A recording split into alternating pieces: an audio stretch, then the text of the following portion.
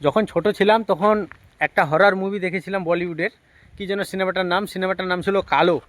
তো সেখানে দেখতে পাচ্ছিলাম একটা কুল ভাটা নামে জায়গা আছে, চতুর্দিকে মানে এত ডেঞ্জার লাগছে জায়গাটাতে, কোনো লোক নেই। তো এই ভাটাটি দেখে আমাকে ঠিক সেই সেই ফিল্মের কথা মনে পড়ে গেল, চতুর্দিকে লোক নেই, কোনো কেউ নেই, আমি একা।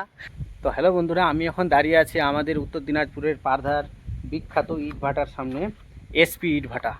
এই ভাটাতে অনেক হাজার হাজার শ্রমিক কাজ করে, আর এখানকার ইট খুবই ভালো, এমনকি 1 নম্বর ইট খুবই মজবুত।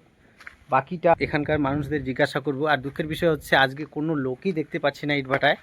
চলুন ঘুরে দেখি ভাটার চারিপাশে কি আছে কোথায়। এই যে এখানে দেখতে পাচ্ছেন, এখানে সুন্দর করে ইট লাট করে এগুলার ভিতরে আগুন দেয়। এই ভাটাটা গ্যাস দিয়ে চলে নাকি কয়লা দিয়ে চলে আমি কিছুই জানি না, কারণ আমি নতুন ইট ভাটার মধ্যে ভিডিও বানাতে এসেছি, কারণ আমি একজন নতুন ব্লগার। চলুন ঘুরে দেখি আরও বাকি কিছু কোথায় কি আছে। যেদিকে তাকাচ্ছি খালি ইট আর ইট। কোনোদিন কি আপনারা ইট ভাটায় গেছেন? এই যে এখানকার শ্রমিকরা এটা দিয়ে ইট বয়ে নিয়ে যায়, দেখতে পাচ্ছেন। চতুর্দিকে ঘুরে বেড়াচ্ছি, কোনো লোক নেই, কেউ নেই। আচ্ছা বন্ধুরা, বলতে পারবেন এটা কয় নম্বর ইট? এই যে আমার হাতে,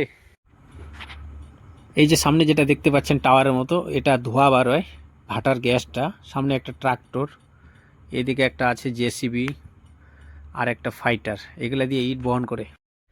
এই ভাটা ঘুরে বেরিয়ে মনে হচ্ছে আমি এখানকার মালিক, এখানে কেউ নেই, আমি যা করবো তা হবে এখানে।